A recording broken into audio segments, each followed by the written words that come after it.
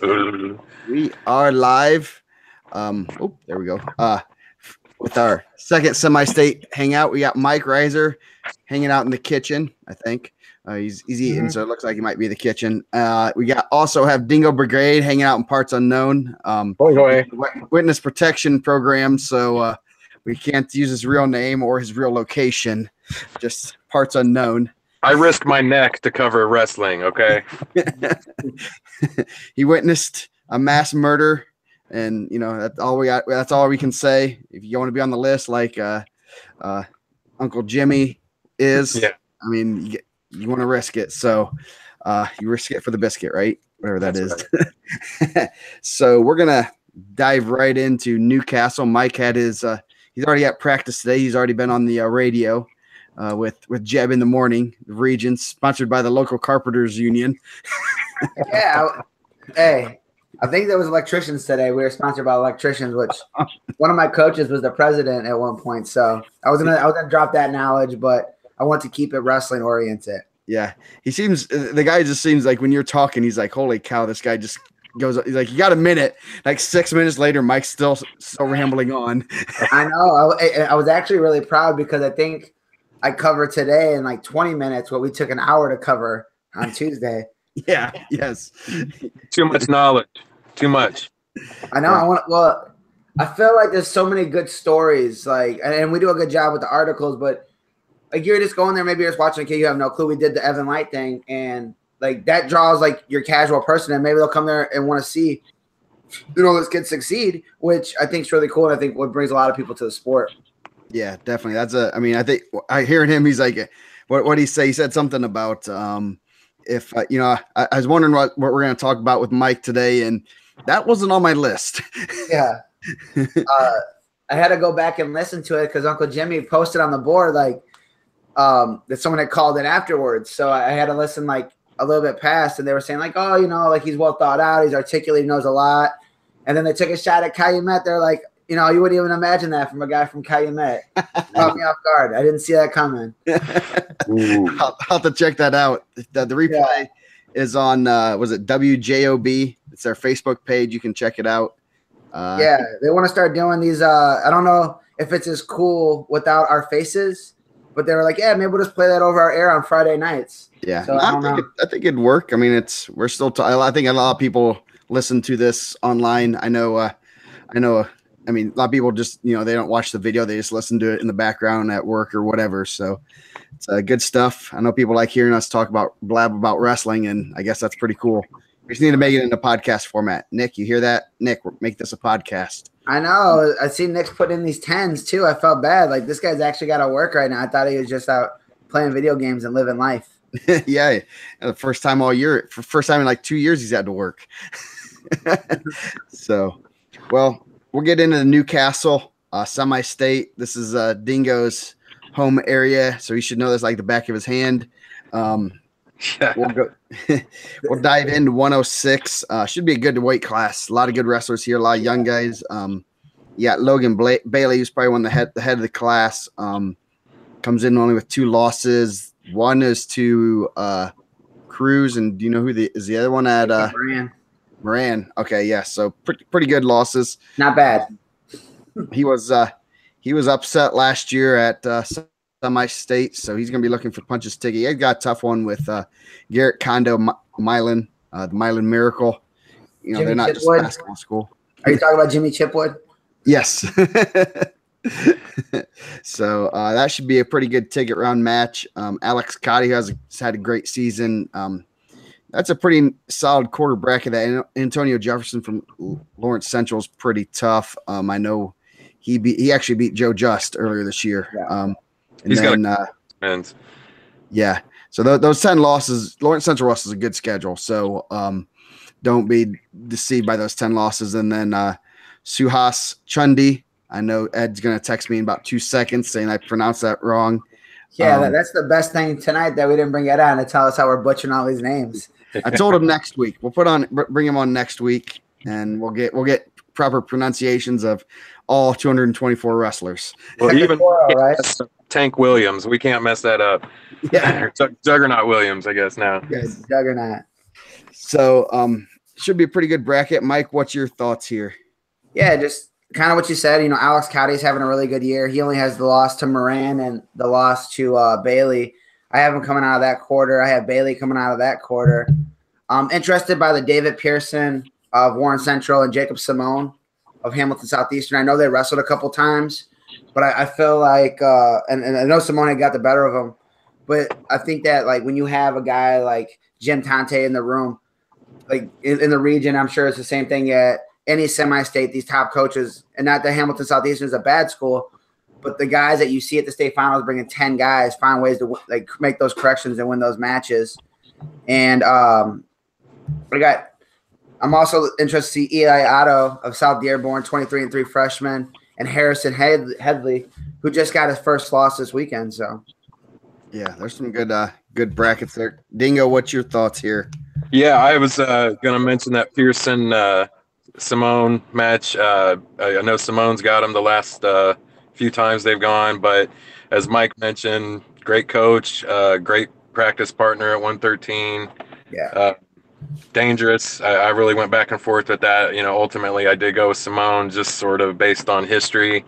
For the same reason I went with Bailey over Cotty in the finals, just for history. I know Cotty could easily win this one. And, it's funny, sometimes these semi-states are cathedral days, where their guys sort of like last year, Caleb Oliver and the 152.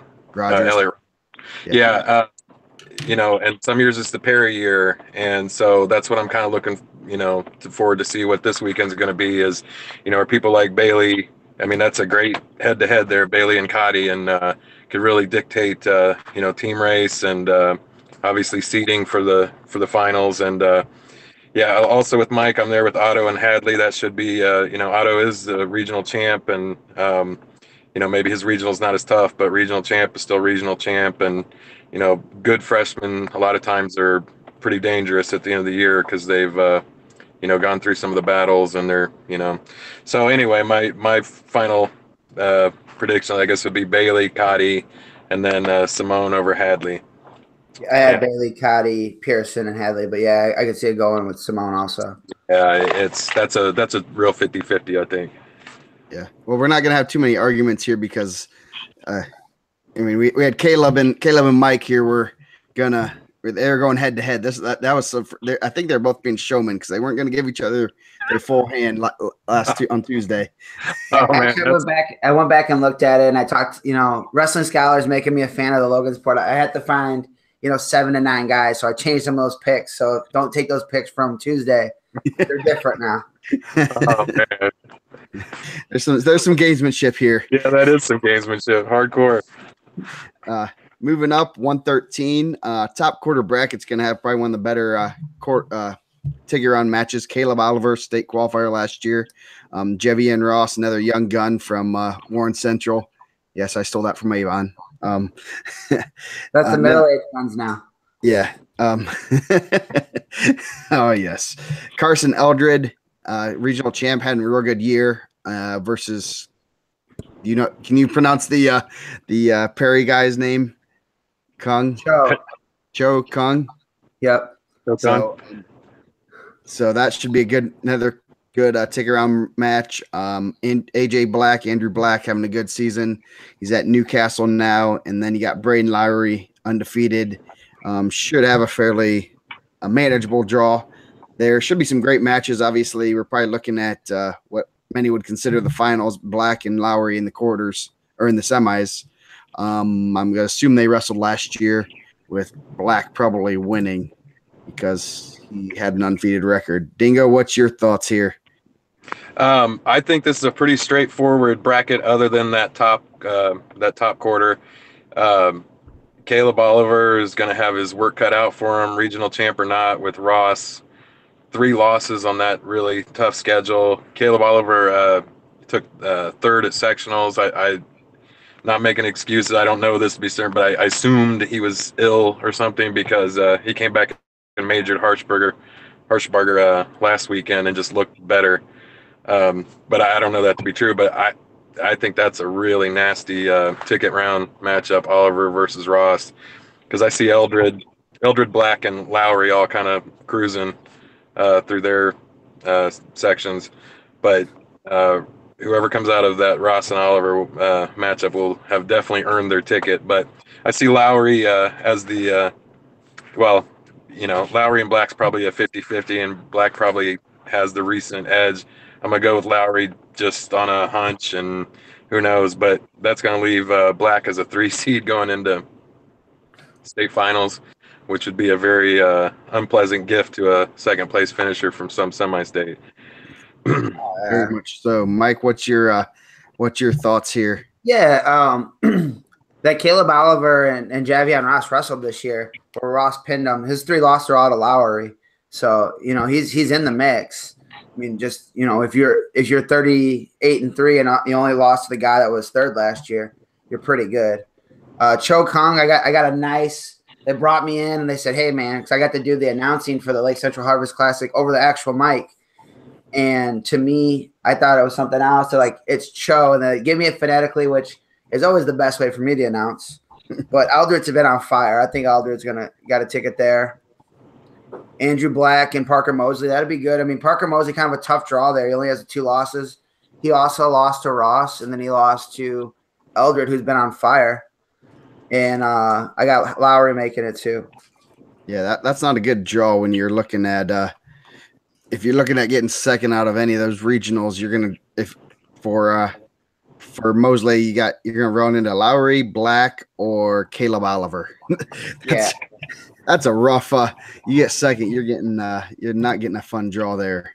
And Newcastle's been nasty like that. It's just the depth at Newcastle is crazy. Yeah.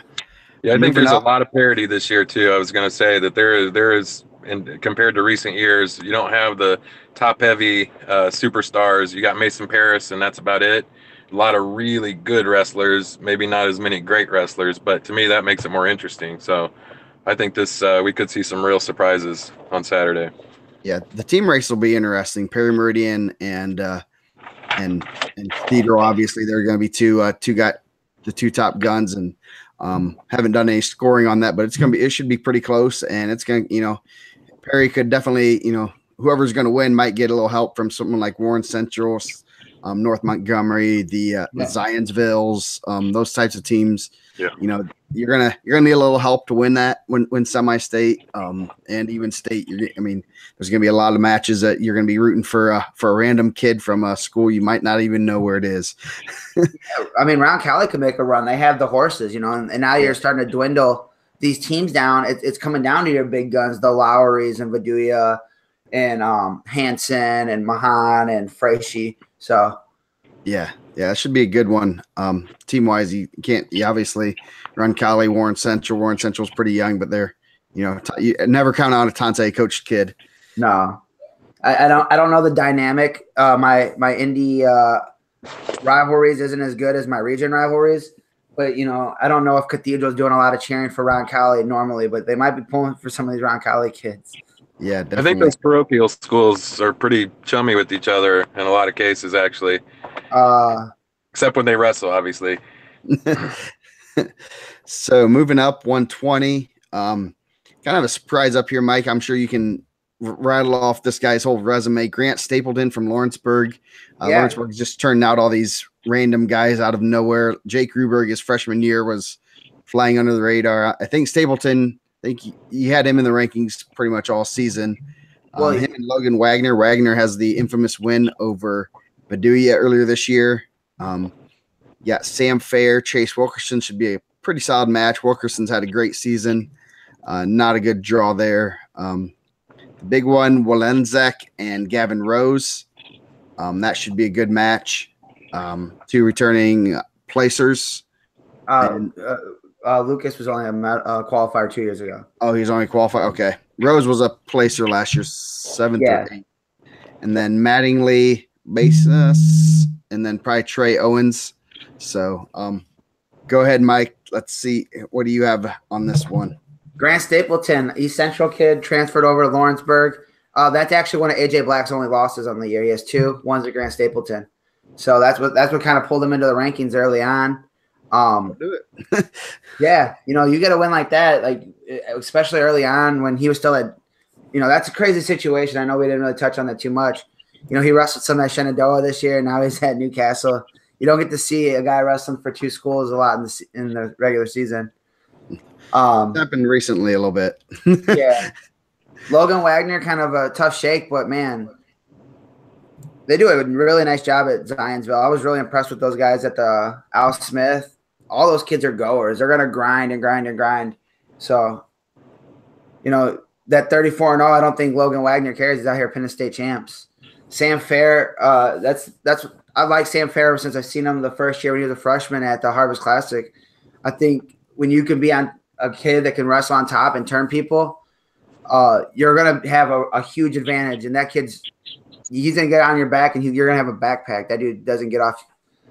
So Chase Wilkerson, tough draw, 37-4. Walziniak and Rose, that's going to be a good one. Rose beat him this year already. So, like Dingo said, like if you're having a Cathedral day, that's a win. But, it could go the other way. These are the guys that Cathedral needs to win a state title. They need Lucas to get there and get a medal. Gavin Rose is trying to go back and get a medal.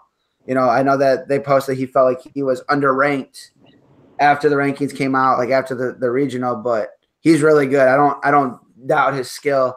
And Brendan Mattingly, someone told me last year going into the state tournament, they expected Brendan Mattingly to be a semifinalist plus, and he lost on Friday night. I know the weight cut, I think, caught to him a little bit. 33-0. Carmel does not shy away from good matches. So I got Mattingly, Fair, Rose, and Stapleton. Not in that order, but those are the four I have getting out. What are your thoughts there, Dingo? I got the same finishers, and I think those before the quarters, ticket rounds with Stapleton and Wagner, Fair and Wilkerson and Wallensack and Rose. Those are about as nasty as they get. But I have the same finishers. I have Fair, Mattingly, Rose, then Stapleton. But who knows about Stapleton? Haven't seen him, so all you can go by is his big wins and undefeated record. So who knows? Maybe he could surprise one of those three big dogs. I mean, I think Wallensack and Rose is almost a 50-50, but I'd say it's more like a 55-45 with Rose as a, small favorite based on his past wins. Yeah. But that could be that. Go ahead. No, that's pretty much it. That's what I got. Yeah, well, Wallensack's that, like you said, that's a guy that they need for a state title. And, I know Brownsburg, Brownsburg's hot on their trail. So is Perry. So is Portage. Brownsburg lost Riley Peterson, their heavyweight, last week. And that's, I'm sure those other teams are going to be cheering for Rose in that ticket round match. That's huge points, come down, another medalist down helps any of those other teams. Moving up, 126, you have the champ, Alec Viduya. Pretty solid quarter. We'll have a possibly ticket round match with Kyle Holman. Obviously, Coach Pendowski will get he'll have his guys ready. Don't ever count them out. Next one, Briar Hall from South Dearborn only has one loss on the year. I saw him earlier in the year. He's pretty solid. Very impressed with him. Tough, South Dearborn producing guys, every year. They always have some solid kids. Seth Johnson returning fourth placer. Yep. He'll have him in. That's a killer quarter bracket. Trevor Raggle was a state qualifier, and then Ethan Smiley's been to state 3 times. He got a medal his freshman year. Well, I thought Raggle moved down to the 2 seed on the bottom bracket. That's. I believe that is going. Rose Camden Rose moved into his spot. Okay, yeah, that Phillips is out. Yeah, Phillips is supposed to be out. Yes, I believe that is correct. Yeah. I don't know how official it is. I know sometimes they update those pretty quickly. Sometimes they wait till Saturday morning to do that. So yeah, I've pretty good word that Gabe Phillips is out, but I guess we'll have to see on Saturday morning. Yeah, TBD. Yeah. So that could definitely help Raggle because that's a brutal quarter bracket there. So did I just get confirmation? Was that your phone? Yeah. Someone's texted me, yes. But anyway, Mike, what's your thoughts here? Man, just another weight with so much depth. I seen a picture of Viduya that Ron Kelly posted. Man, like that dude grew up. That guy looked like a small child last year. He looks like a grown man now. Like he just looks like a year. So he's gonna be a tough out for anybody. Kyle Holman kind of drew the short end of the stick there. Briar Hall, man, that's a really good season. Dalton Huffman's tough from Noblesville. You know, I wouldn't sleep on that kid. I know he has some really nice results, 36-6. You know, Mike Weimer's over there. That I like that guy. I like what he's doing over there at Noblesville. Yeah. Seth Johnson, Ethan Smiley. That was one of the ones when we knew, like, the next week's show is going to be bonkers. So just tune in next week because 26 is absolutely disgusting with talent. And you're getting it right now a little bit in the semi-state level. 2 medalists going for a ticket.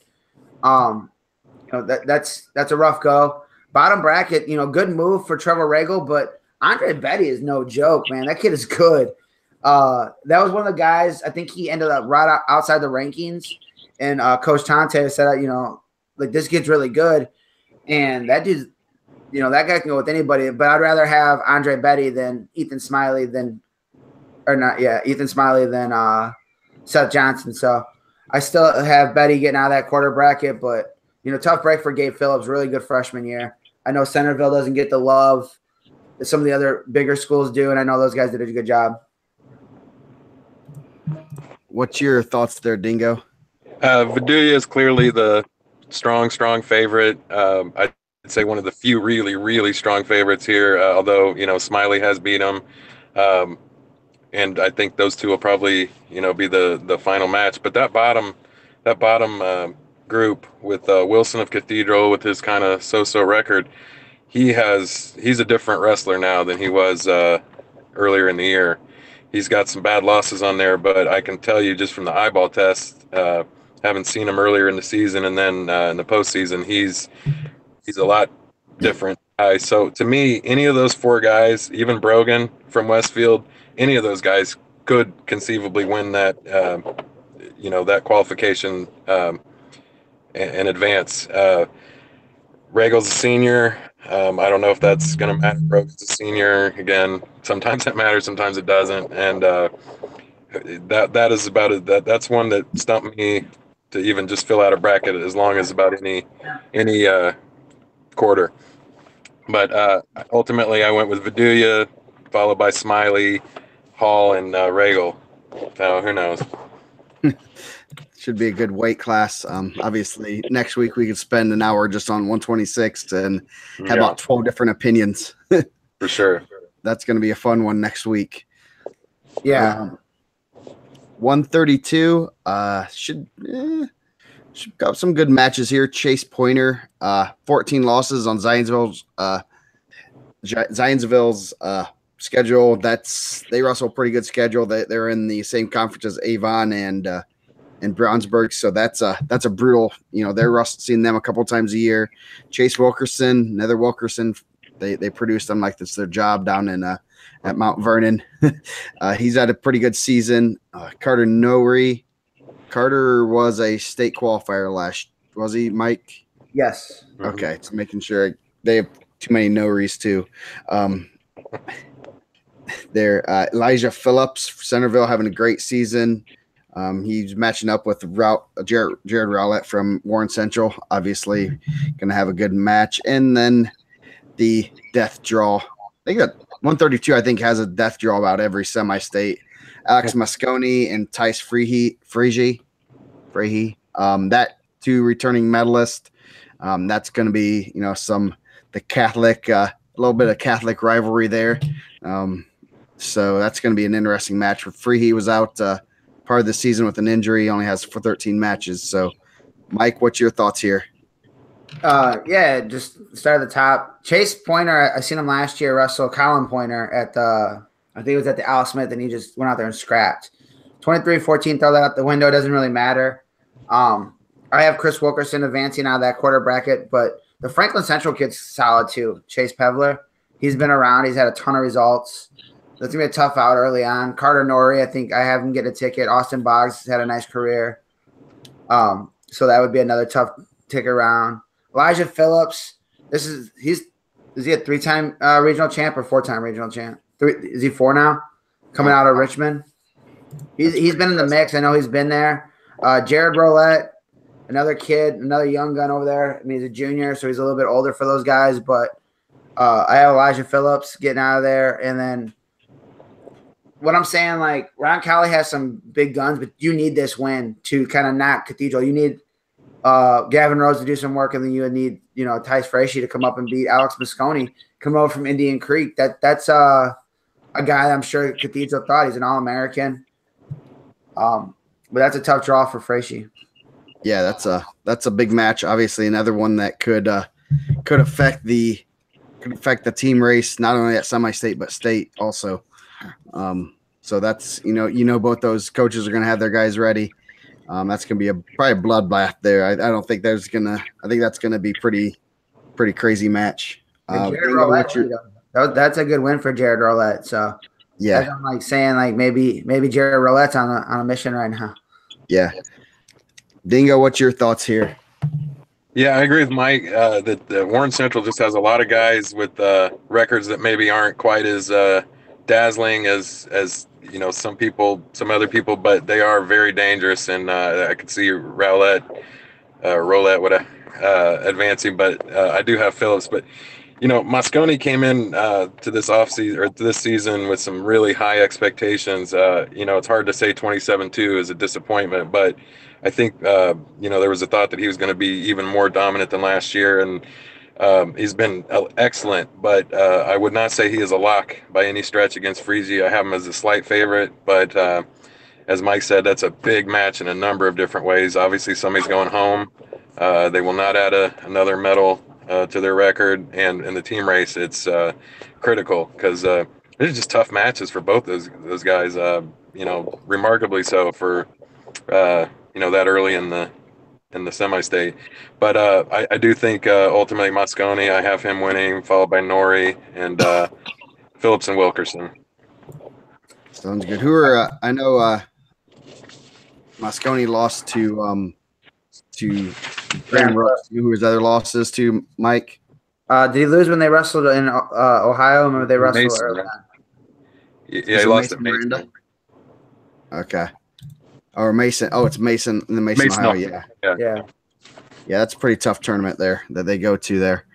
138, Garrett Walton from South Dearborn on top of the bracket. Him and Alexander Struder should be a good match. Walton's pretty solid, been around the block a few times. He's one of those kids from, like we were talking about the other night, seems like he's been around forever. Yeah. Pretty solid wrestler. Struder was a state qualifier as a freshman, I believe. Yeah, I think so. He was a state participant because he didn't qualify. He got in because someone got hurt, but we'll go with that later.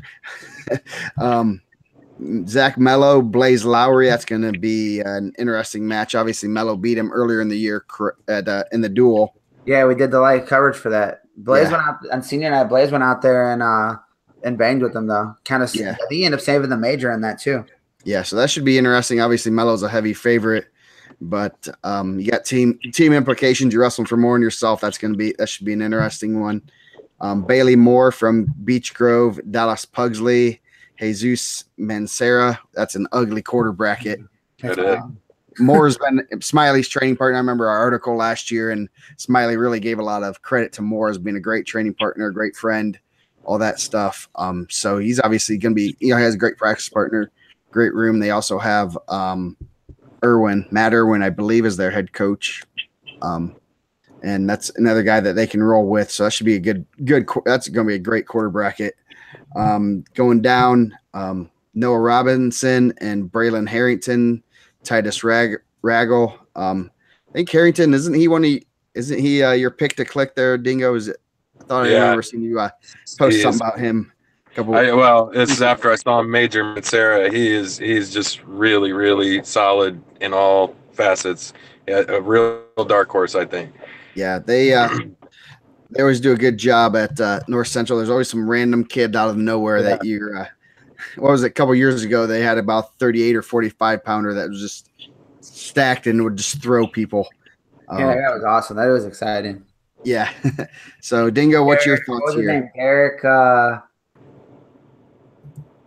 I'll find it here in a minute. I remember they had that tall Russian. They had that like 6'8" Russian. He made it to state. Yeah, obviously Zach Mello, huge favorite. But I think that Mancera Pugsley opening round match is maybe one of the toughest of the day at Newcastle. That's pretty vicious. And then your reward for that is Bailey Moore. If you somehow get through that match, then you get Bailey Moore. So that is a really nasty quarter bracket. I think Harrington should cruise. I think Struder and Walton is a 50-50. I'll go with Struder just to be a homer. And like I said, Mello, then Harrington. Bailey Moore, I'll pick out of any of those three could go on, but I'll pick Bailey Moore and Struder.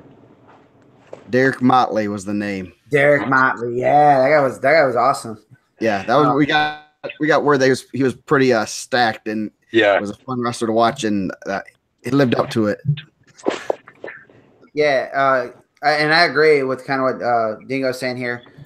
Gary Kitco really tough too. I feel like there's been a bunch of Kitcos at Noblesville also. Yeah. So he's had a nice season. I know he's had some really good wins. I think he's been in and out of the rankings. I want to say Gary Kitco had a win over Ian Dembowski early when he was at 38 too. So I think he beat Harrington actually. Yeah, so I mean you're talking about a guy early on that you're getting right off the bat that's dangerous. And then that's a nice quarter. This is a deep weight. I think 38 is always one of those weights that are real across the board, very strong. Like Zach Mello, obviously, has that pedigree. He's been in the state semifinals twice. I know someone sent me something about Jacob Garcia early on about Hamilton Southeastern, that he has 7 of the toughest losses. That he's just a goer. He is really good. Yeah. That's an opening match with Blaze Lowry. Blaze Lowry, he's been behind a lot of good guys over at Perry. This is his first time. Kind of a tough draw. And then I know McGill was high on Mancera at the Al Smith. That was his pick to click. He said no one has more heart than that guy. He has a gas tank that doesn't end. Like if you're gonna wrestle that guy, you're getting him for 6 minutes. So Pugsley, and then the winner that, like you said, Moore. I like Noah Robinson. Noah Robinson has some real up and down results. I saw him at the Trikoff one year, and I was like, this dude is really good. And then you were like, man, how did he lose this? So regional champ coming in with Bryce Coleman right off the bat. Bryce Coleman has really good results. He was 120 last year for Warren Central. Another tough opening match. And the winner of that gets Braylon Harrington, who last year in the ticket round lost to Slivka in overtime. Like, this dude's ridiculously good. I think people are just kind of, he's had some weird losses here and there too, but like Jordan Slivka is one of the best kids in the state. Like if you're doing a top 50 pound per pound, he's in there. Yeah. I thought he lost to Alec White.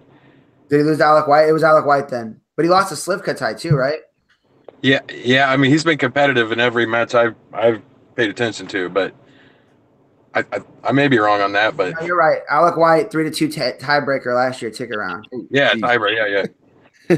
Wow. Yeah, last year the regional, he lost to Jordan Slivka 1-0. Yeah.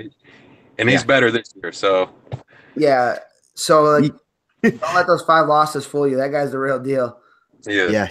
King Lou Silverman always does a great job there, and always bringing some random guy that flown on the radar. They usually fly under the radar there. Obviously, they're overshadowed by Cathedral, Perry, Warren Central, a lot of teams in the Indy area, and they always have some good kids. So never count them out. Definitely. You're not a Jay Akers fan from back in the day? What? Jay Akers, I think he was like a 04, 05 kid. He was real good. Nice. 145. Some good matches here. Got Antoine Graves from Warren Central. Only 1 loss on his record. Who's it to, Mike? I'm sure you Jordan know. Slivka. He got Slivka, man. He got Slivka, yes. right? Yes, he got Slivka. That was like the first weekend of the year. Yeah. Dakota Ball, Southmont, another undefeated guy that, another team that kind of under the radar. He's having a good season. Terrell Lavelle, his dad was a state champ, I believe. He's pretty solid, obviously. Hayden Rowlett, Lowry, and Cooper Nori should be a great one. I know a lot of people were high on Nowry. Cooper throughout the year. Lowry's a returning state qualifier 2 years ago. Wasn't he like at 113 or something when he qualified? I think so. Yeah, he's grown a little bit. He got on full feed. Then you got Slivka and Jack Surveys. Oh, actually, man, there's Slivka and Jacob Red. Red was a state qualifier last year for Connorsville. That is a nasty quarter right there. Yeah. And Jack Surveys, John Gobian. Gobian's pretty solid. Obviously, Zionsville, like we said earlier, Zionsville wrestles a good schedule. That's ugly. That is real ugly. You got 3 guys with state experience right there. And Red last year, we saw him at earlier in the season, and he is a kid that is funky and hard to wrestle. And I'm pretty certain last year, I bet he put some guys on their back and got out of the first and second round pretty quickly. I think he upset someone. I'm checking it right now. I think he upset somebody that's fairly highly touted. Yeah. He was one of the revelations of New Castle last year. So he's funky, and then he gets to wrestle Jordan Slivka, who has a little bit of funky in him too. Oh yeah, that might be a 25-23 match. He beat Cody Wagner and Brooks Davis, pinned them both. So he had a nice run. Yeah. So he's a rather throw you than know you type of guy, I think. Bingo, what's your thoughts here? I think obviously Graves, based on his past work and his season he's had, is the weight class.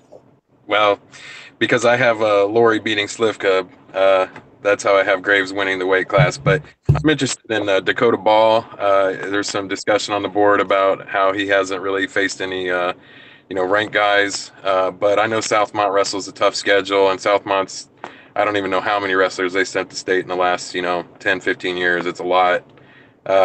So I don't think he's suspect, even though he hasn't faced maybe some of the big names. 31-0 with their schedule is pretty impressive. But there's studs galore, especially in the bottom part of the bracket, as Joe mentioned. Surveys could pull a big upset. Nori could wreck that. That quarter. So any number of outcomes are possible on that bottom side. But ultimately, I'm going to have Graves going in as the 1 seed at state. Yeah, kind of. I have the same 4. But, man, I want to say someone told me that Cooper Nori had beat Hayden Laurie at some point over the summer. And I know Cooper had a really nice summer. He did. Jordan Slivka, that dude is awesome. Like, we did the duel. He came up. He's waving to the camera. He's just out there having fun, and that's how it should be. Like, if you're there, like, you want to see a kid that's, like, having fun when he's out there, that dude's what you want to do. His 2 losses, Christian Hunt, who we talked about last show, that dude's a real deal. And he lost to Donathan from Mason. And obviously, if you're Donathan at Mason, you're probably pretty good. And it was an overtime match. I got Slivka, Graves, Laurie, and Ball. But, I'm not sure. I had to look it up. But I think Cooper Nori had a win over Laurie this summer, which, confidence is everything. If you believe you can do it, you're going to do it. If you go out there, head down, like, I got this terrible draw, you'll find yourself losing 3-2. Like, man, why didn't I just go for it? Yeah, no, that should be. I mean, I just going over these brackets. I know I looked over them earlier, when they first came out a little bit, but it looks like Cathedral did not get any love in these ticket round matches. I mean, they got a lot of 50-50s that. Yeah. I mean, you could like I said earlier. I mean, you could win state here. You could lose state also. I guess you can't win state, but you can definitely make it a little bit more difficult and technically lose state here. I mean, if they don't get, they need to get 5 or 6 semis anyway. Yeah. That's gonna. It'll be interesting looking at the brackets at state when we get them on 4 p.m. at 4 p.m. 3 p.m. your time, Mike. I'm still disappointed we're not doing that show. I really wanted that for us. We got to talk with Robert. We need to corner him at state and tell him, hey, let the popular guys do it. The good guys. I don't know. They bring in Mike Goebel, and how can you even argue with that? Like, I'm impressed. Yeah. That's a great idea. I would have thought of Mike Goebel. Yeah, he does a great job. And he, at state, he's always carrying around our brackets with the rankings on them. He's like, hey, anything I need to know, any juice? I'm like, dude, here's Mike's phone number. Call him. He'll tell you everything about every kid, mother's maiden name, their favorite color, their girlfriend's name, Yeah, some Love backstory that about guy. seventh grade. He beat some he beat Zane Rutherford in 7th grade or something. we do have some guys with some big national wins. Yeah.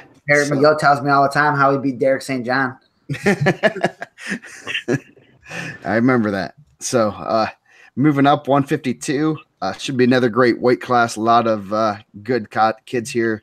Cody Wagner, Deontay Unseld, 2 seniors, both pretty solid careers. I'm going to assume they've probably wrestled before, probably at the Al Smith. I think he missed him at the Al Smith.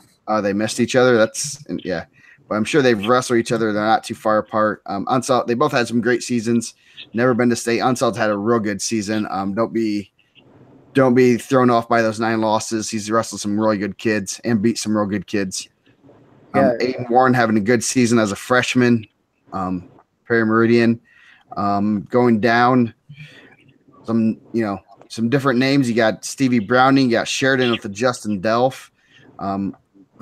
That's a kind of a pick-em bracket. You got, obviously you're throwing in a Warren Central kid. He's going to be ready, senior. Then Elliot Rogers. Looks like Theodore got a clean draw for once. Yeah. They didn't get any death draws. I don't know if there really were any. I mean, Unseld would have been the only one, but I think they're in the same regional. So, Dingo, what's your thoughts here? I think this is kind of maybe one of the maybe not as strong weights at Newcastle. I think heavyweight is weaker, but I think Elliot Rogers obviously has the best credentials here based on his nice job at semi-state and then his amazing run at state last year. So Rogers to me is the favorite. Wagner and Unseld, that's a grab your popcorn type of match. 50-50, take your pick there. I think Aiden Warren sort of has a maybe more manageable quarter bracket than a lot of other people, but he has a good chance of making it to state as a freshman. Steve Browning, I want to say, has been semi-state qualifier a few times. Nobody on that in his group looks too invincible. Justin Delph, a rare Sheridan semi-state qualifier, but that schedule, Sheridan versus Warren Central, there is no comparison. So I would have to say Scott would be the favorite, although obviously I'll be rooting for my Sheridan guy to be the 3rd ever state qualifier. But Elliot Rogers should have really no trouble until the finals. If then, this is his weight. You can pick all Sheridan guys. Mike picked 7 Calumet guys on Tuesday. There aren't 7 Sheridan guys. I have 7 guys on the team. This isn't your pick 'em, Dingo. You can say whatever you want. Oh, you're 152 champ. Yep, that's Justin Delph, Sheridan. Cody Wagner looked awesome at the Al Smith. I was really impressed. Tough draw for Dante Unseld. That's a kid that's got a lot better in 4 years. I remember him at the Trikoff as a freshman, and you see flashes, but you're hoping that he puts it together. 9 losses. He wrestled everybody. He went up anytime he could get a match. He wrestled everyone. Just a tough draw there. I got Wagner advancing. Aiden Warren, that dude's been on the scene forever. I mean, he's only a freshman, but he's ticket round. That dude's wrestled for All-American status before. I like Aiden Warren there. Stevie Browning's been around. That guy's been on our spreadsheet since day one, since we've had this. That guy's been on the watch list from ever. He's been a semi-state guy. So I got him qualified. And Elliot Rogers, man, kind of a surprise semifinalist last year. Putting it together this year. I think he's looked good. But I think I had Cody – maybe I had Cody Wagner win. I think Cody Wagner beat him at the Al Smith. Yeah, I believe possibly on the wrong weight class. We'll see. Here we go. Yeah, 4-2. 4-2. So that should be good. That's a heck of a weight right there because, yeah, with the top end guys. So moving up, 160. This should be another interesting one.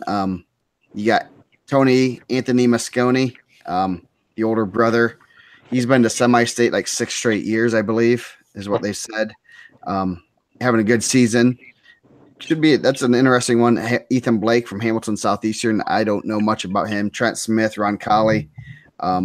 He has 13 losses, but they also wrestle pretty solid schedule. Tucker Kaufman from Union County. I know he's pretty solid. He has a pretty manageable draw there. His toughest match might be Kendricks from Mount Vernon. Jack Idle George. We had a great article on him. He's kind of cool, I guess, from the sounds of it. Another fairly manageable draw there. Doesn't look like we have any death draws yet. And then we do Brooks Davis, Drew Berkebile. Berkebile's been to state twice, has a state medal. Davis, obviously, Perry Meridian. That should be a pretty good one. Berkebile's, a senior looking to get another medal. And he definitely has the tools to do pretty well. So we'll see how it goes. Mike, what's your thoughts? Yeah, just starting up top, huge win for Anthony Mosconi. He beat a Berkebile, right? That's how Berkebile ended up getting that second loss. Mm-hmm. Put himself in really good position there to qualify, which I know he's had some tough ones out of Evansville when they were down at Indian Creek. When Indiana Matt used to do the middle school division, Anthony Mosconi wrestled in there, and I was really impressed with him as a middle schooler. And I've always thought, man, some things always got in this guy's way, bad draws. So now he has a chance to kind of go out there. He actually put himself in a really good position to be in the semi-state finals. Tucker Kaufman's been there for a while. He's a really good kid.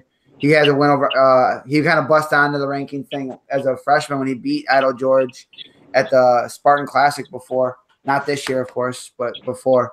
Idle George has been on a roll, I know Maldonados were really impressed with him. They wrestled a duel with him last year. And he's like, this kid's ridiculously good. I was shocked that he didn't make it to state. So he's rolling this year. And then I've been really impressed by Brooks Davis. I mean, tough draw for Berkebile. Brooks Davis, super athlete, man. I real nice kid.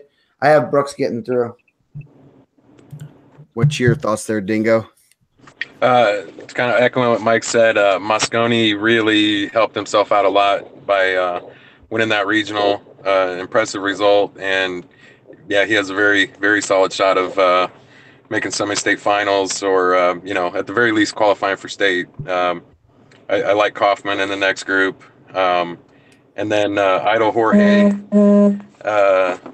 as Ed calls him, I think is a pretty, he's got a pretty good shot at making amends for a disappointing semi-state last year. Carmel as a whole, I think, was very disappointed in how they performed at semi-state last year. They were very solid last year and just didn't get the results in a lot of those pick-em matches and maybe a few upsets because they sent a lot of kids to semi-state last year.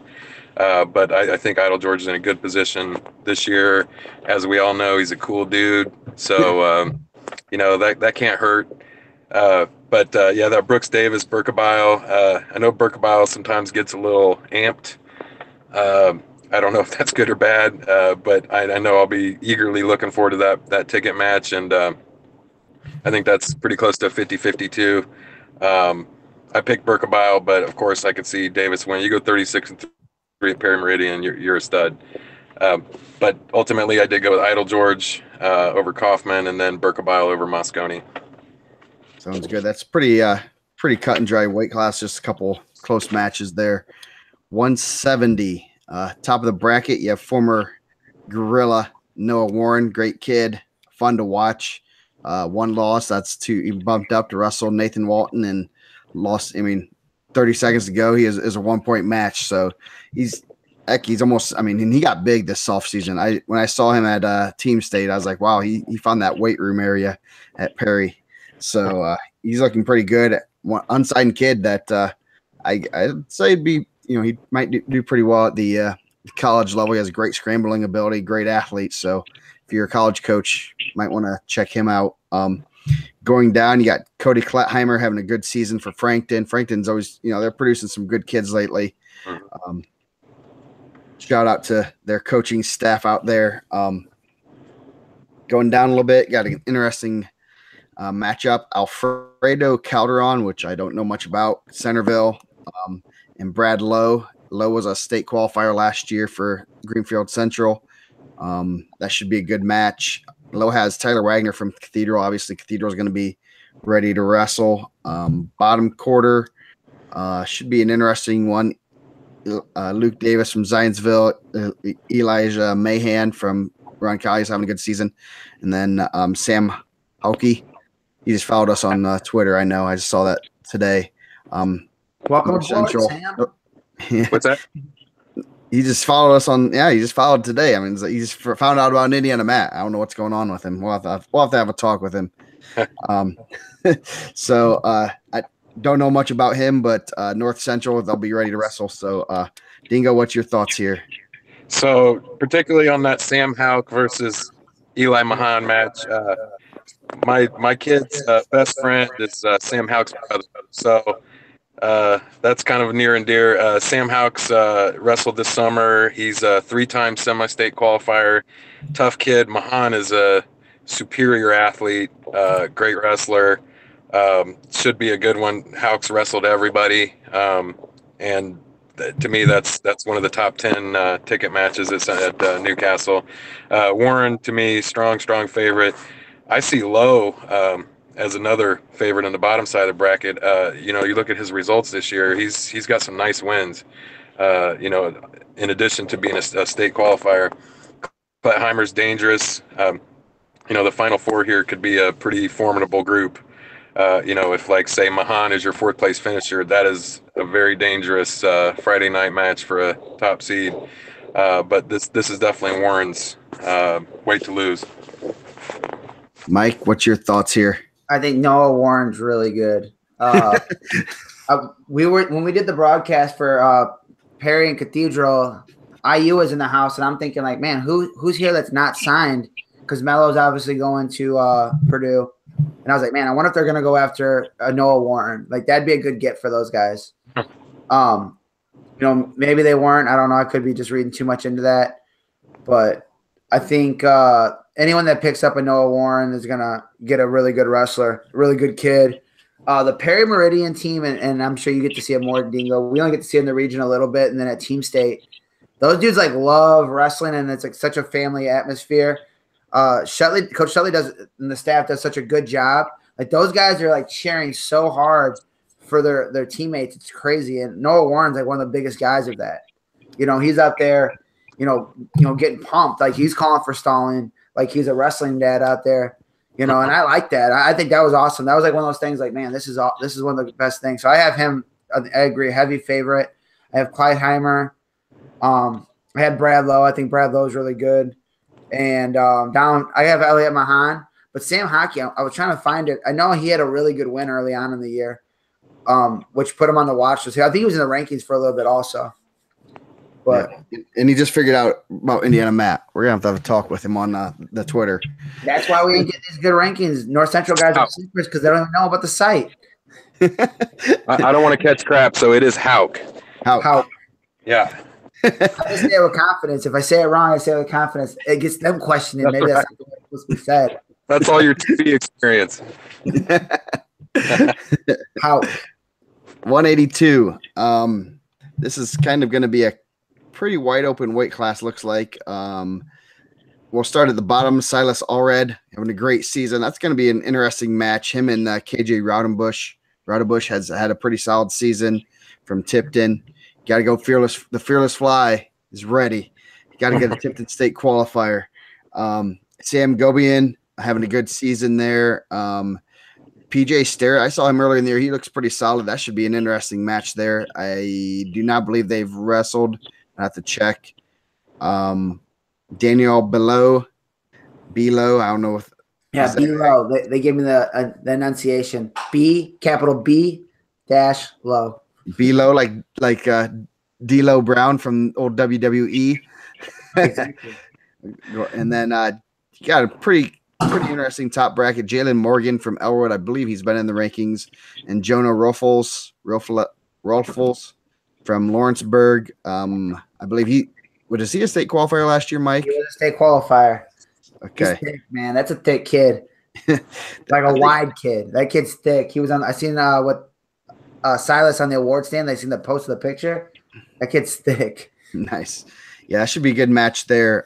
Obviously, Lawrenceburg kids, they know where the weight room is. I think I think that's pretty easy comment to make. Mike, what's your thoughts here? Yeah, Jalen Morgan, I got to see him a little bit last year when I bought the coverage of freshman, sophomore state. Well put together kid, moves well.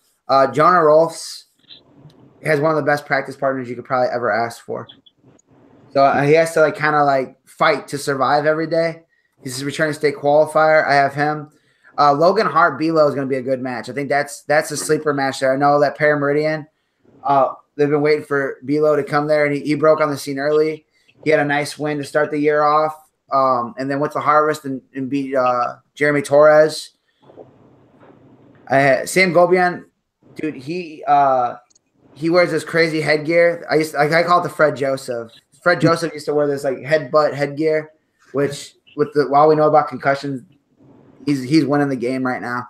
Al Smith finalist, Silas Allred and KJ Rowdenbush. I'm gonna tell you this. KJ Rowdenbush followed me on Twitter. This dude got a head of hair on him. This guy has some nice long hair. It's nice. You gotta send him to your barber. No, man, I can't grow it. He has long hair. He's a quarterback. So he followed us on Twitter after I retweeted an article about him. And this dude's got some nice sunshine hair. Oh, nice. So, but Silas, obviously, he didn't make it last year. We all know how talented he is. Yeah, that's a tough draw for Rowdenbush. He's 41-2. Yeah, that's going to be a good match already. Obviously, he's going to be ready this year. I mean, freshman, he came in undefeated, I believe, at semi-state. That's a lot of pressure on a freshman to come in there undefeated. No matter how good you are, how much experience you've had, that's nerve-wracking. You can't explain that kind of match. Knowing your season, basically all those other wins, all the other losses, you throw them out the window. That's one match that your whole season comes down to. So there's a lot of pressure on a 15-year-old kid, and he might have been 14 at that time. I know he's a young sophomore, so he might have been 14. 14 years old. He might not even hit puberty yet. So, hey, Joe, putting his business out there in the streets. I'm sure his dad's gonna send me a message here. So, Dingo, what's your thoughts here? I got Silas Allred all day. There's been we've discussed some of the freshmen who excel at quote unquote men's weights, and Allred did that last year and certainly done that this year. He's just been dominant. And he put Rolfus in the second place position. So he's been battle tested some in the postseason too. That Belo and Hart match, that's a tough one. That's maybe a 55-45, maybe not quite a true 50-50, but should be really, really close. But this is all red. And I got Belo coming out at the top, and Gobin and Rolfus also advancing. Moving up 195, almost to the big guys. These are big guys. Yeah, not quite as big guys. You got Thomas Panola. He has a motor, real good motor. He has one speed and it's forward. Should be, pretty tough wrestler there. He's had a great off season last year. He came in the last year. The 170 bracket at Newcastle was absolutely just busted. Panola came in highly touted, lost. So obviously, we were just talking about Allred that did too. So both those guys are going to come in with a little bit extra chip on their shoulder. He'll match up with Austin Lane probably from Perry Meridian, who's pretty solid. Michael Bowman from Franklin County. David Delph was a state qualifier last year for Franklin, has 7 losses. Not sure exactly where those are because I know Franklin wrestles a decent schedule, but at the same time, that's still a lot of losses for a state qualifier. Trevor Bynum, Pendleton Heights, had a great season. I know a lot of people are high on him. Andrew Irick, another Irick from Hamilton Southeastern, so that kid's not going to be a pushover. We get down here, Sam Hansen, 1 loss on the year from Roncalli, quietly having a pretty good season. Behind you have Lucas Davis and you have Panola there talking about. He's had a great season. Utterbeck from South Dearborn, real tall, lanky kid, kind of goofy to wrestle. Not quite Donnie Kreider style, but kind of a hard matchup if you're not ready for it. So that should be an interesting match there. Dingo, what's your thoughts here? Obviously, Panola, based on his Super 32 finish and his overall credentials, just a stud. His weight class to lose. I think that Sam Hansen, who his father is principal at Chatard, just throw that out there. So I got to root for that kid. But he is a really amazingly good, humble kid. Hansen, I think, is second best, but I got Bynum making it through the IRIC pitfall there in the ticket round. And Bowman, I have beating the returning state qualifier Delph, although that's a pick 'em too. But Panola and Hansen to me are a little bit above the rest at 195. Remember when Sam Hansen's dad, Stan Hansen, used to wrestle in the WCW? No, yeah, I'm pretty close. I think I have Hansen. Eric and Bynum's going to be good. Bynum, I think, was the runner-up at the freshman-sophomore state to A.J. Fowler. He's a big, strong kid. Eric was in the mix there, too. I have Bowman. Tough draw for Austin Lane. He's had some big wins for Parameridian this year on the dual side, and you just kind of get the one guy you really don't want to draw. Those two losses are to Davison, and I would be willing, if I had to put money on it based on my personal rankings, that could be under the lights in Indianapolis also. Yeah. So pretty good weight class. Moving up 220, Mason Paris. Okay. We'll go on. There's some other good guys here. Really good guys too. Some really good guys. Death draw. Andy Gould, state qualifier last year. He gets Mason Paris. Good luck. That's all I got to say. Bummer. Yeah, that's a bummer. Yeah, that's a bad draw. Cathedral must not have been praying to the right gods, I guess, for the right saint for their draws this year. Up top, you got Kyle Cornwell having a great season. He's pretty solid. I remember watching him last year at state. Him and Gunnar Larson, and he gave Gunnar a good match, real good match. Pretty impressed with him as a sophomore. He should be on the podium. Got tough one in Dalton Klaus from New Castle. Coach P will have his guys ready. Landon Burton, guy's kind of having a real good season under the radar. Drew Webster, can't count out the North Montgomery guys. They're well coached. Coach Swain does a great job there. Jacob McLean, he's been in the rankings since he was fourth grade at 220, I think. He had some good wins. Him and Frank Hammond should be a good match.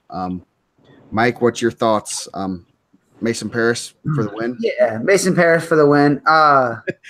You said Landon. So, I know we go on here, and I know like one of those things is like Landon Burton's flying under the radar. I had a look. I was like, man, how bad did I rank him? He's ranked 7th in the state. Like he's not like Q2 under the radar. I was like, man, how bad do I have Burton?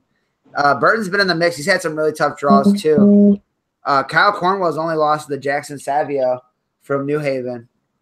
So a little Fort Wayne love. Oh yeah, go Fort Wayne. Yeah, he's a big, strong kid. Dalton Klaus, that's a tough draw. That'd be a good tick around match. Burton, I would have to be the favorite there. The only thing that worries me about Jacob McCline, because Cole Baker's had some really nice wins there, and I like to call Frank Hammond's big match Frank. He always seems to come up with the clutch win. Is Jacob McCline tends to wrestle him real close, 3-2, 2-1. Frank Hammonds could hit you with a big move, and that could be tough. But I have McClain advancing, and we were talking about Gould getting a bad draw. Crank Kunkelman had a really nice season too. I mean, I'm glad he's coming back, but you draw. So that's the one you're like, man, I had a bad Saturday. There's only one draw I don't want, and it's this one because this guy's a monster. Yeah, he's on a different planet, and obviously ranked number 1 in the country for a reason. Dingo, what's your thoughts here? This is Mason Paris. To the nth degree, he is. He's done it all. Number 1 in the country. Really, the superstar at Newcastle this weekend. To me, this is about as loaded a weight as it gets. Each one of those ticket matches are pretty nasty. From Gould and Kunkelman, having Paris, but Hammond and McLean, Cornell and Klaus, those are some pretty Cornwell and Klaus. Those are some pretty remarkable records they have there. So, but Paris I have winning with Burton, then Cornwell and McLean. And McLean is massive too. Just FYI. Yeah, like I was gonna say, some of these guys have to be huge, right? Like you wouldn't knowingly say, "Hey, I want to wrestle the weight with the best guy in the state," because some of these guys could probably go to 95 and be in the mix. They'd be favorite. Not. I mean, Pinola's really good, but definitely towards the top of the list. Yeah. Yeah. So McLean, up, it's pushing the 220 limit. He is a bull moose. Yeah. Well, he's been there since he was 12 years old. Just refining that mass. Yeah. He was just a young bull moose then. Yes. I like Lebanon. I think they do a really good job. Yeah, they do. They do a very good job there. 285. Like Dingo said, it's kind of a wide open weight class. It's pretty much up and down. It's a pick 'em. You don't have any super favorite here. I'm kind of surprised, like we said, some of those either 220s didn't even, didn't say, hey, let's go up to 285, especially semi-state wise. There's no one that's a big name. Jacob Opes has had a pretty good season for Cathedral. Marcus Stone from Elwood had a pretty good season. Captain Jack, the Juggernaut Williams. That should be probably one of the better take around matches, Williams and Stone. DJ Kors from Greensburg's had had a pretty good season, 18-2. I think he kind of sat out a couple years, injuries and stuff. Brian Fuller from Zionsville. I know he's a smaller heavyweight. I know he came in. I think I saw the weigh-in sheets. He was about 225-ish, so he's kind of smaller. He moves pretty well. Bryce Adams from North Montgomery. A lot of names that aren't big names, and and Mike probably knows more about it than I do, so I'll let him take it. So yeah, the top bracket. Bryce Adams had a nice season. I had to look up Burris Wisner of Knightstown. At one point, he was undefeated. He has 2 losses now. Tyler Majors wrecked some of my state rankings by knocking out the Lawrence Central kid. Who I was really high on, Deion Gregory. Gregory, yeah. So he's dangerous. 31-12, but he's in the mix. I know Isaiah Green. A lot of people were sending me stuff like, "Hey, this kid's really good." That should be a notable win. He's really talented. Trevor Snipes has been in there. Jacob Obst had a bad regional. That's a tough draw for Green. Marcus Stone, big athletic kid, man. You see that kid and you're like, that's how heavyweights should look. So that should be a good one with Jack Williams. DJ Kors is really good too. DJ Kors had a win over Jack Williams at the Spartan Classic. Andrew Restorelli, that kid's huge. That he's like a throwback heavyweight. And I know he lost some time in the season to Sam Jones from Perry Meridian was in there. But this is like a throwback. He's going to grind it out. So if Fuller's small, you're going to see a real big heavyweight and a really small heavyweight get at it. But Fuller's have been at Zionsville for a while. I know that his brother was pretty good. So that could be – he's dangerous. I remember the year Nick Fowler went down from Calumet, he was undefeated, and the other Fuller was losing and lat dropped him with like 30 seconds left. So definitely a dangerous family to wrestle. You don't want to go out there and get lat dropped. Yeah. Dingo, what's your thoughts here? Yeah, just echoing on that. A lot of Fullers at Zionsville. There was a lot of Wagners.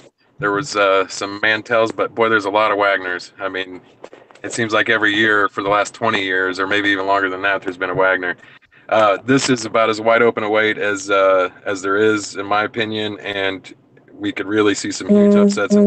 Maybe they aren't huge upsets, I don't know, but Marcus Stone and Juggernaut Williams, they're in the ticket round.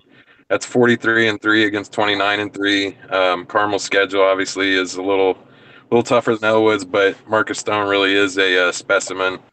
He's very agile. Williams maybe not as agile, but really tough to score on. This could be the day that Carmel really redeems itself after disappointing year last year. But just on a hunch, I took Adams from Northmont to take the weight. I picked Juggernaut Williams, but easily Stone could win that. Kors and Fuller, I think, is almost a 50-50 too, but I did take Kors. So I have Adams, followed by Williams, Obst, and Kors. Moving on. Dingo, if you want to stay on, we're going to talk Evansville. I don't know if your phone battery's gonna last or not. Well, yeah, I probably ought to duck out, but it's been fun. Yep, we'll see you next week. Thanks for your insight. Guys. I know you've been a lot of people were asking where you are. I mean, we had a Twitter poll. Where's the disembodied head? That's right. Yes. we can't tell you where he is. We're sworn to secrecy, but Mike and I are going to dive into Evansville. All right, guys. We'll see you. Thanks. Nice job. Great job. I'll watch the rest of this later. See you guys. Yep. Yeah. Okay, down to the South. Give the South some love. I'm sure they're all upset about us not talking about them. Is that yours, or is that his probably going off? I think it's his going off. He's not out. So yeah. I feel like the South does get like they love us. They have to love us because they definitely give you that little bit of hate, right? Like you never give us no love, but we were in that group chat and I was just saying like, man, I think I rank more guys from the Evansville semi-state. There's just so much talent there right now. Yeah, there is. There's a lot of talent there. You're looking at, there you go. You're still on here. I don't think he stopped at tech. Modern day, young team, and they have like 6 guys that are JV that are super studs. They need. I can't imagine what they're doing down there. They gotta get guys to move up in weights and change. They're gonna need some guys to grow, some guys to stay the same. All that fun stuff. So it should be. I mean, and then you have obviously Brownsburg, Avon, Columbus East having great year. A lot of great matches. So we're gonna dive in. 106. Curtail out the young thing. If you go to SIG 40s, like on the youth post, they got more kids on the way. Like some bigger kids that are gonna come in and fill some of those middleweights. So yeah, that'd be interesting. Yeah, Mendez does a nice job on that. I use that a lot to see who's like coming up and where guys are projected to go. Yeah. So 106. Noah Gardner, Edgewood having a good season. Him and Cameron Allen. Allen's been one that I think you probably put in the rankings early on. Yeah. I know he's pretty solid. Got some good feedback on him. Cole Ross from Modern Day. Ben Dalton. That's gonna be a killer match. Yeah, and Benny Dalton. That's a death draw. Yeah. Dalton's pretty tough. Isaiah Picardo. I want to say Picaroo. Sounds better to me. Gavin Allstott from Florida Central. Florida Central always has those 106 pounders that are just jacked beyond belief. I'm sure he probably is too. Then Kyson Montgomery from Brownsburg. Sam Scott, Heritage Hills, maybe Cade Meyer from Bloomington North. What are your thoughts here, Mike? Yeah, obviously your eyes automatically go, off top, like, it's tough to qualify for the semi-state already, like no matter what. But Sierra Brokel qualifying for Bloomington South, I don't think that ever gets old for me. Obviously we both have daughters. My daughters don't wrestle, but to see a woman qualify for the semi-state is amazing. So off top, congratulations to Sierra Brokel. Yep, only the third ever to do that. Yeah, we had the 2 up at Maryville when it was there, and it's just one of those things like, wow, like, there's a lot of guys that would want to be in that position right now where she's, out there grinding. So tough draw. What? She had a pretty big win over Forest Park kid too. Yeah. So that's pretty good for her. Tough draw right off the bat. That's where you go. Cole Ross, 2 losses to Moran and to Cotty, and then you got Benny Dalton, who just got his first loss to Kyson Montgomery. Benny Dalton, I know we talk about KJ Rowdenbush having some hair. Benny Dalton got the best mole in the game right now. Well, I think that's a standard haircut in Monrovia. Hey, I stop that. No, Ben Dalton. I learned last year you don't pick against Monrovia. Those guys find a way. So like we talk about the team race. Ben Dalton, slide by city can get through that. He might be winning the semi-state. He has Noah Gardner. He has a win over Noah Gardner. Cameron Allen will be a good one. Gavin Allstott kind of landed in a good spot. He's really tough. And Kyson Montgomery, great cut for Kyson Montgomery down to 106. The 13's loaded, but he's going to be in the mix to win a state title there. Cade Meyer and Sam Scott is going to be a good first-round match, but I got Montgomery, Allstott, Benny Dalton, and Noah Gardner qualifying. Nice. That's going to be a fun weight class from start to finish. 113. Speaking of young guns from modern day, Blake Borman up top, undefeated.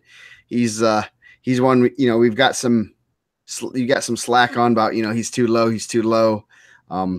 He's done some work. It's just hard. That's a tough weight class to crack. There's about 86 returning state qualifiers or better. And then you're throwing a top freshman, and that's going to be an interesting match. Camden Spears, Keegan Overton, first round match. Madison, the Cubs, getting a rough draw there. Come on, Triple B. You've got to give a shout out, Triple B. Speak really loudly. Yeah, where's Big Loud Guy? Yeah. So that should be a good match. Luckily, Spears comes back. Going down, Terrence Brown, regional champ. Tyler Conley having a good season for Avon. 9 losses, but that's probably about 7 of them or 2. They wrestle Brownsburg about 86 times a year. Tyler Conley got he had some skins on the wall. He's had a nice season. Yeah. Alex Petro from Center Grove. Al Smith, runner-up, having a good season. Owen Valley, Tucker Kirchhoff could be an interesting match. And then kind of a surprise regional champ, Jeremy Clark from Columbus East. He'll get Devin Casebolt from Castle. Castle got, I think they brought like 11 guys or something to semi-state last year and didn't punch one ticket. So I know Coach Harmon's going to be raring to go and getting that ticket back to state. We were talking about Carmel having a little bit of a bad day. That had to be kind of had to burn when you take a lot of guys there and you don't get your state qualifier. So I'm sure they'll be ready this year. I know that Coach Cooper said that Jeremy Clark was their most improved wrestler, and in that room to get that compliment from your coach, that means a lot because you got some real studs in there. Devin Casebolt, that's gonna be a good ticket round. That's a tough matchup. Devin Casebolt's been in the mix, was a state qualifier. Logan Sutton, I haven't seen him at Boonsville, 41-4 sophomore. It's a lot of wins. Alex Petro is tough. I know he's tough. You're trying to stay qualifier 113. Tyler Conley. I feel like Cameron Kendall's a kid that's been in the state forever. He's only a junior. And, that first round match. But I got Blake Borman. Blake Borman's the truth. I say we because they tell you to talk as like a team. So it feels encompassing. But I ranked him a little bit lower to start off based off a result with Gabe Smith. So Gabe Smith had some weird results too. But Gabe Smith had beat him at a tournament. So we put Borman a little lower, and like immediately people were like grilling me. Like, no, this kid's the real deal. Like he's going to be – a lot of people are picking him for a state title, which says a lot in a weight with Braden Curtis and A.J. Black and Braden Lowry and Andres Moreno's wrestling well and Jose Diaz. So that kid's the real deal. Like if you get a chance and you're at Evansville and you're like, man, who's this kid killing everybody? He's probably about 14 years old. Yeah. Yeah, he's pretty tough. Seeing him firsthand, should be pretty good weight there. Definitely, obviously, throughout the whole state, that whole weight is pretty tough. I'm just trying to see what he did earlier in the year, but yeah, I mean, I've seen him firsthand. Look at his folk style state. He pinned Hunter Watts and then beat Brock Peel as an 8th grader. Yes. Yeah. No, he's pretty tough. Go on 120. Pulling up the bracket right now. Drake Campbell, Brownsburg, has a pretty navigable road. He does have a tough Dylan Riddle from Crawford County. Yeah, that might be a brutal match. I'm just saying. Victor, shock the world. Victor Antunes. He was a state qualifier a couple years ago, right? I don't think so. I don't think Victor did he qualify. I know he's been a tick around a couple times. Yeah, that's just a name that I'll have to look it up. You going down, you got Kane Egley, Ray Rio. That should be a good match. You have the Egley name. They have about 75 of them. Rio's he's been up and down throughout the season. And then the final quarter bracket, you got Justice Cash and Logan Bowe.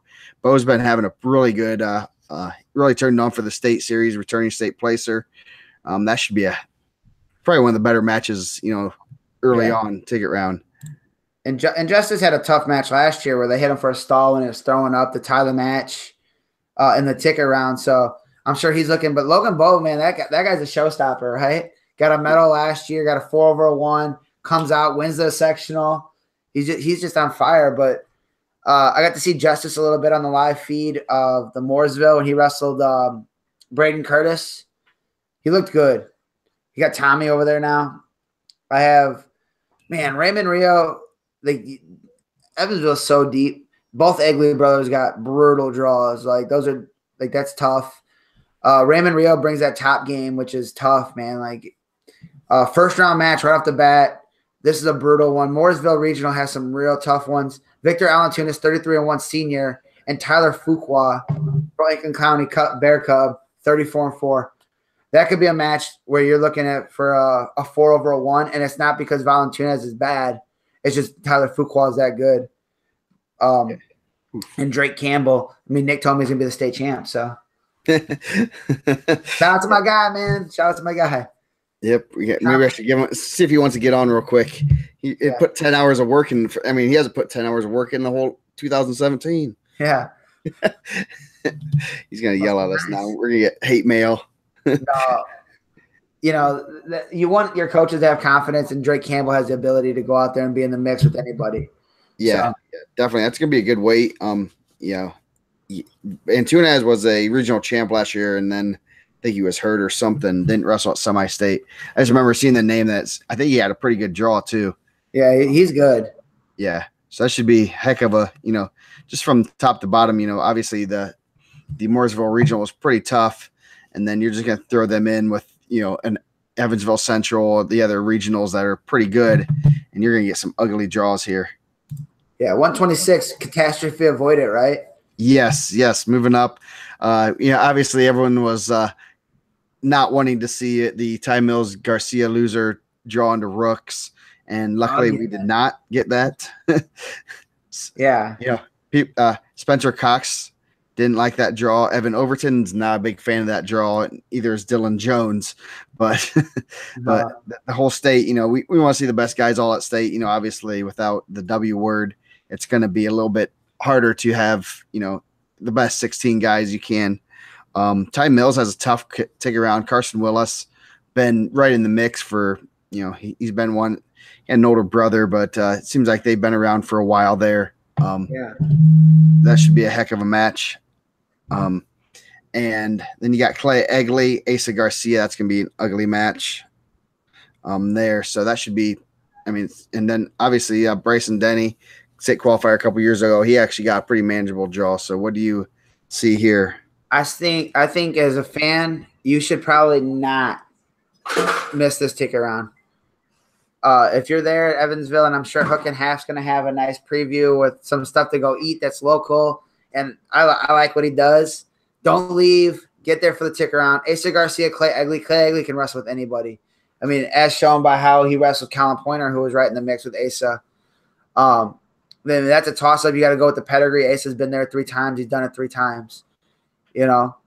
Team Garcia on the board. I know a lot of people give Chris slack, but I enjoy that. Like, I know those guys, that's what the board's for. Like, they have fun. Not trash kids. Obviously, they don't do that, but there's a lot of people that don't understand that they're still kids. Bryson Denny got a nice draw here. I'm sure he was worried about that too.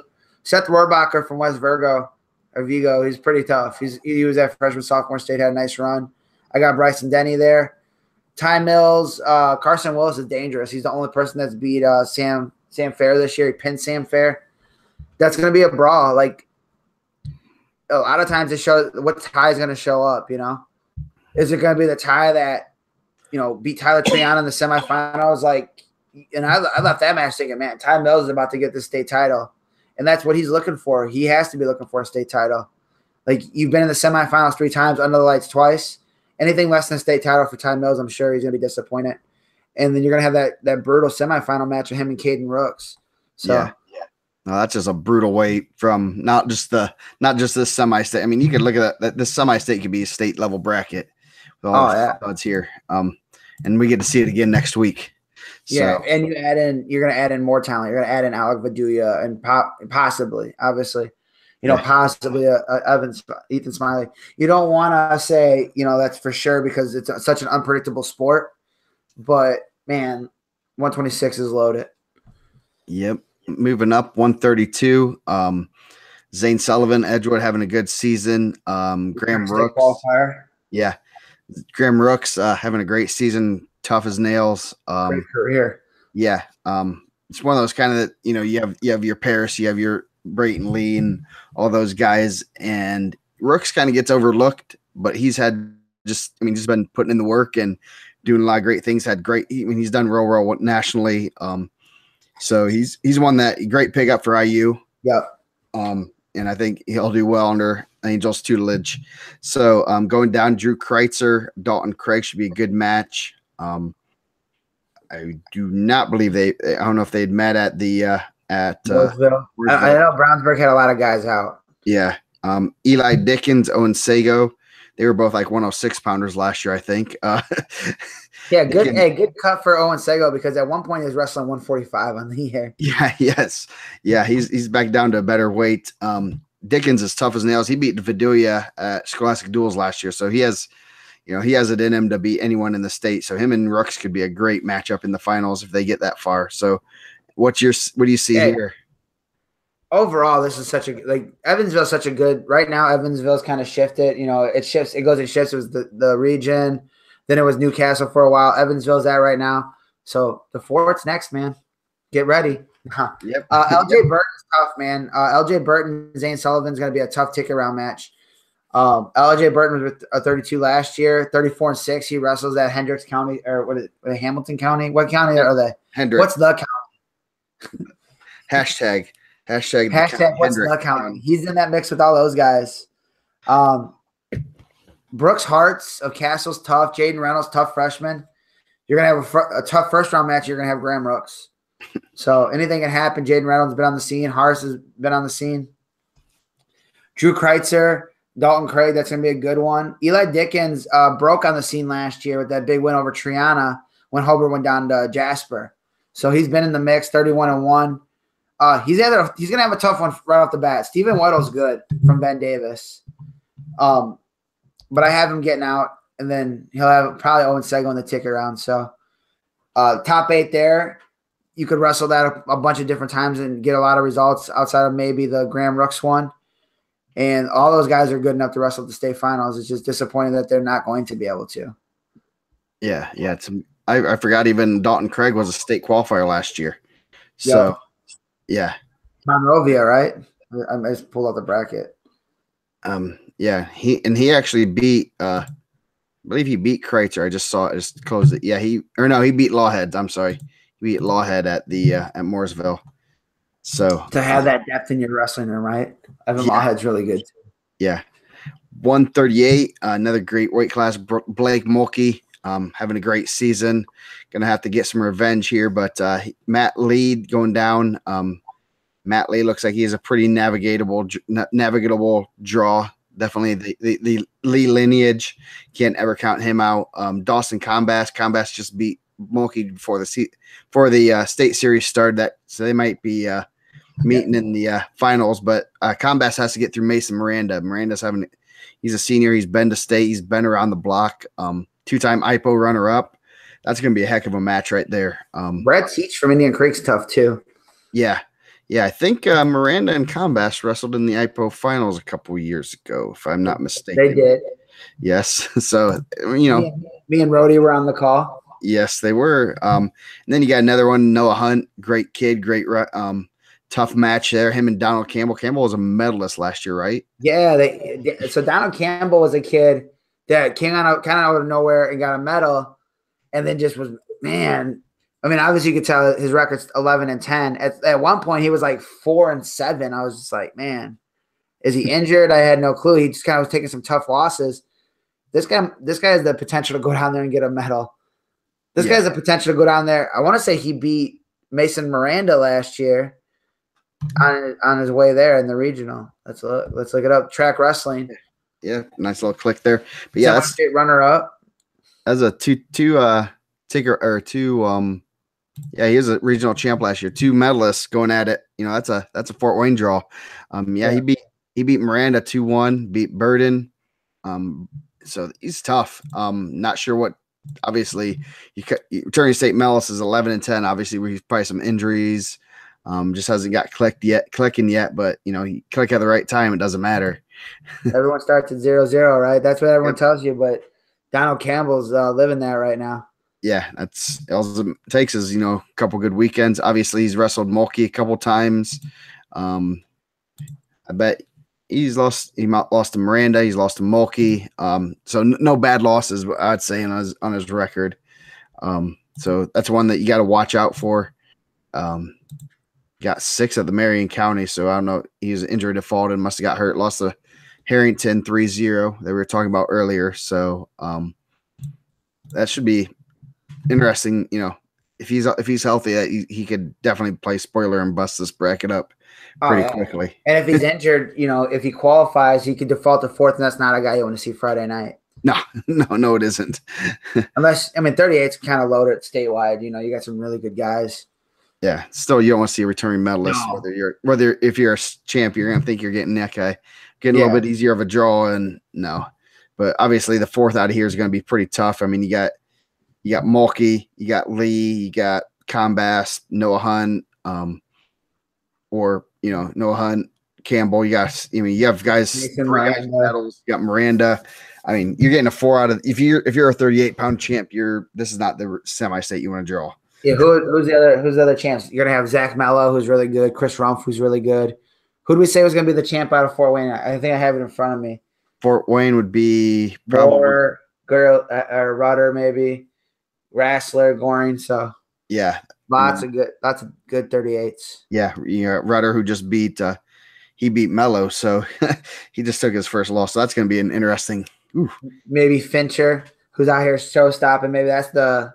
We like to say, speaking of the Evansville, who's this year's Eli Stock? Maybe it's Fincher from Southern Wells. Fichter, you mean Fichter? Yeah. He's pretty tough. That's a great family lineage. Any other comments on 38? Nothing. We got it. We got it covered. 45, Jake Shinogi. Obviously Columbus East has just some hammers from basically the whole first half of their lineup through 170. So they don't have holes. They don't have very many holes, to say the least. We saw them personally. Tristan Summer, returning state medalist, semi-state champ last year, just drew into Rump in the quarters Saturday morning. That was a tough one. And Peyton Pruitt, he's pretty solid. That should be a good tick around match. Nathan Conley was a medalist, I believe. A good cut for him. I think cutting to 45 was a nice move for him. Yeah. Definitely opens it up. Scott Fitz, another tough freshman from Modern Day. And Ed's sending me stuff, so this is going to be interesting. So what do you have here there, Mike? I don't know. I got the same thing. I think we're in the same group chat. Oh, yes. I said he was hurt. He wasn't invited. Just sad. Come on, bro. So off top, you're going to have Scott Fitz, Peyton Asbury from Brownsburg. I know that they said that kid's scrappy. 10 losses. I'm sure those are all going to be really good losses. I have Fitz qualified now there. Conley, like I said, I think that was a great move to cut to 45 and put himself in a nice position. Summer, Shanagi, that's going to be really good. Pruitt and Summer is going to be a nice tick-around match. Probably the toughest tick-around there. Jacob Freeman's tough from Castle. But I got Shanagi, Selmer, Conley, and Fitz. Yeah, that should be not as brutal as a 138, but some good stuff. Fitz is pretty tough. He's actually not quite the typical mold of Modern Day. Just seems to have their tall, lanky kids. He's real short and stocky. So it's kind of, you see all these tall, lanky kids, and you see this. You think the shortest kid's maybe the 106 pounder. No, he's 145. So yeah, Belmont's always, Belmont and Modern Day always had those tall, lanky kids. I don't know where they get them, but they always have that same style of kids throughout their whole lineup. 152, there's Brayton Lee. And Brayton didn't get any love here in his draw. Brooks Wathan, he's been to state twice. Wathan did not, that's not the draw you want. That's a death draw. That's an interesting. Josh Foster too, I think Josh Foster defeated Brooks this year. Wow, that should be a good one right there. Central was pretty well coached. I know Coach Sisson does a great job. Derek Blueball up top. McCartney Parkinson. He's really tough. He's the tall and lanky kid, and he kind of can pose fits for you if you're not ready for it. So that should be a good match. Corbin Pollett, state qualifier last year. Jake Schrader and Levi Miller, pretty good first round match. I know Miller was a state qualifier. He's been there twice, I believe. So this is a tough weight.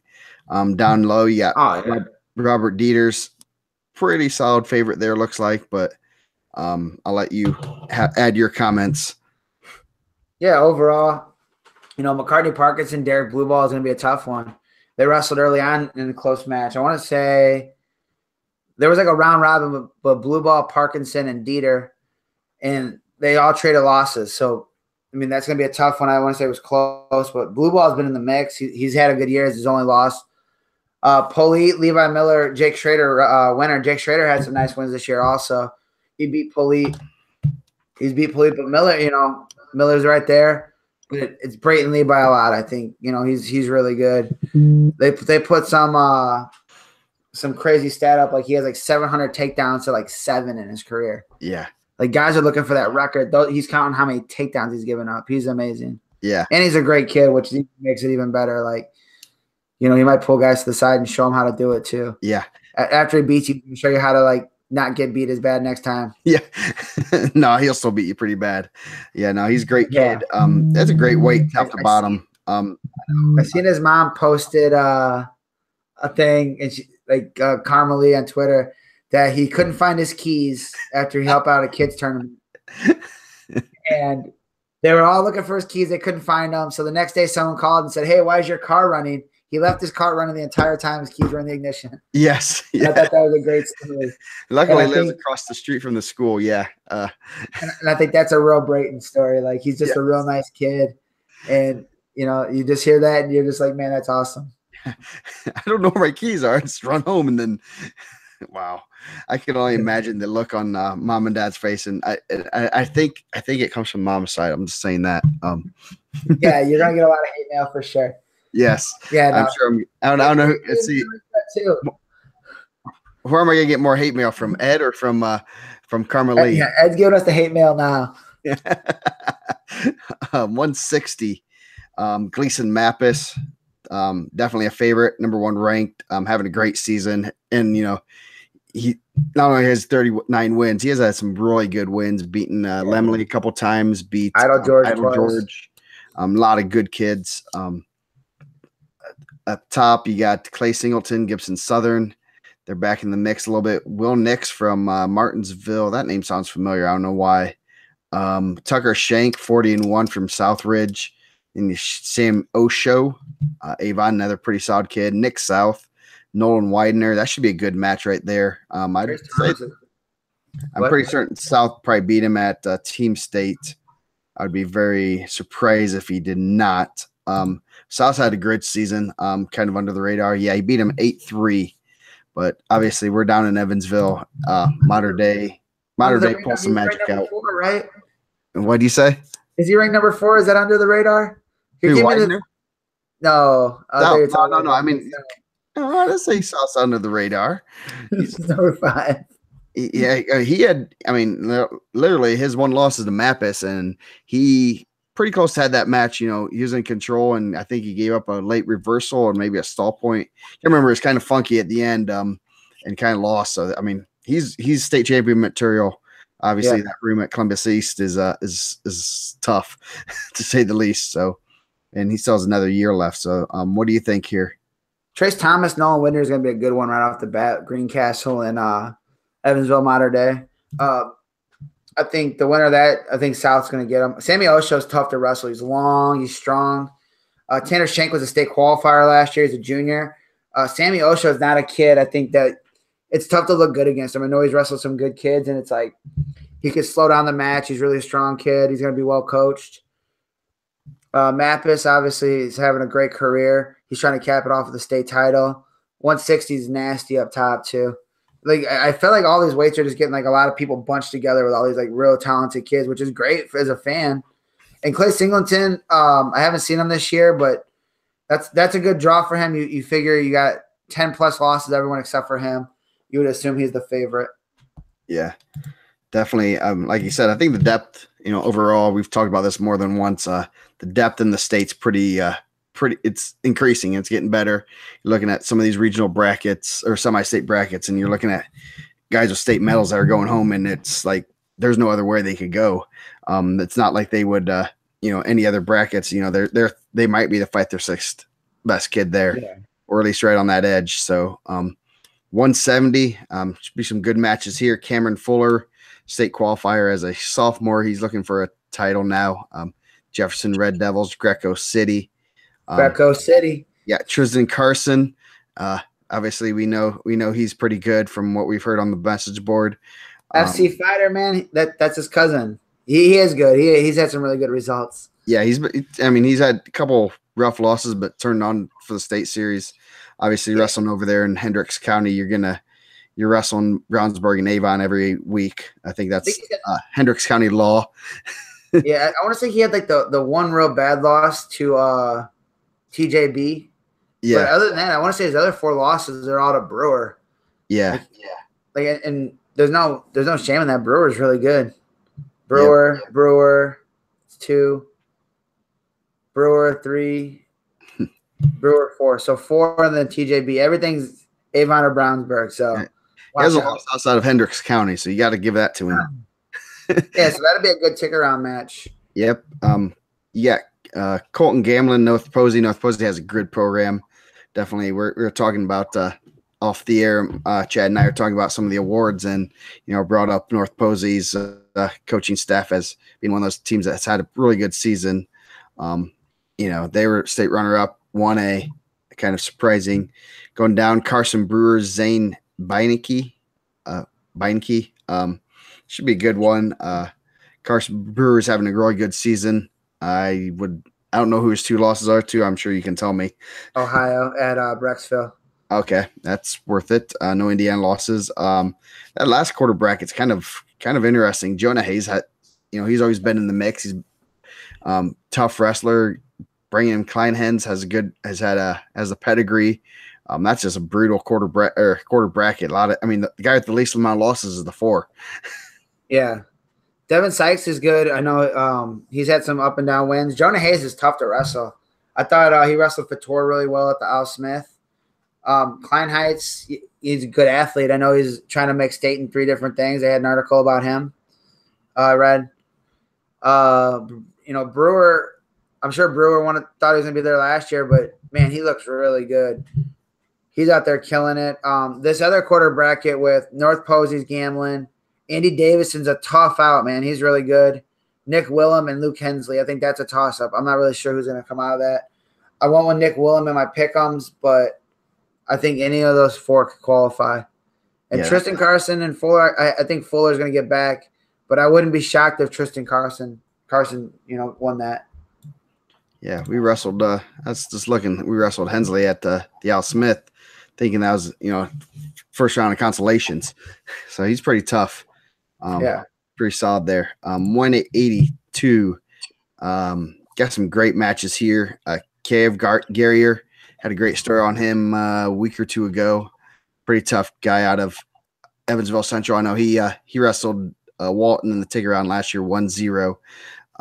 That should be they are destined to meet in the finals here. Going down, Kohana Wilkes, North Harrison. Don't know much about him. 38-2, obviously pretty solid record. Tyler Schlegel from Bloomington South, Dalton Duncan, Ben Davis. That's kind of a toss-up right there, but should be a good quarter bracket. Aaron Mosley's having a good season. Looks like he has a pretty navigatable draw. And then Nathan Walton, Will Nunn might be a pretty good matchup. Walton been pretty much untouched so far this year. He stays focused. Definitely should be in the finals, if not, getting a gold medal. What do you think? Chinwhip City? Yep, Chinwhip City. Bring one back to Chinwhip City. Yeah. Aaron Condi and Aaron Mosley, I think, will be a good first-round match. From Avon, I know Condi's had some nice wins. He bumped up early on and beat Spencer Eric, who was in the rankings. So I wouldn't sleep on that first round. I mean, obviously the Mooresville Regional is one of the better regionals right now, and it goes in waves. But a lot of those guys are really tough. Duncan Davis, I said, a A Dalton Duncan is they said that kid is mean. Nice. That should be interesting. Sometimes just being mean and get you through. I haven't seen Kahana Wilkes, North Harrison. If you gave me a map, I'm not too sure I would know where North Harrison's at. I'll have to confer with Chad. He knows all that stuff. And Cave Gaillard, that was an awesome article. Micah Dotson's had a nice run as a freshman, so that'd be a good ticket round match. But I think Gaillard and I agree. Gaillard and Walton are on a collision course. Yeah. If you click on Wilkes, Kahana Wilkes, it says he's from California. So that's really interesting. Yeah, that's not a common name either. So I'll have to do some more research when we get off the air. Maybe we've been sleeping on this guy. Maybe he is like California State champ moving. Yeah. Yeah. No, he went to Folk South State and went like 1-2. So he's obviously, improved a lot this year. 195, Jaden Sonner. I believe is he number 2? Did you put him number 2? Okay. 44-0, having a good season. Going down, man, Ravi Helfrich.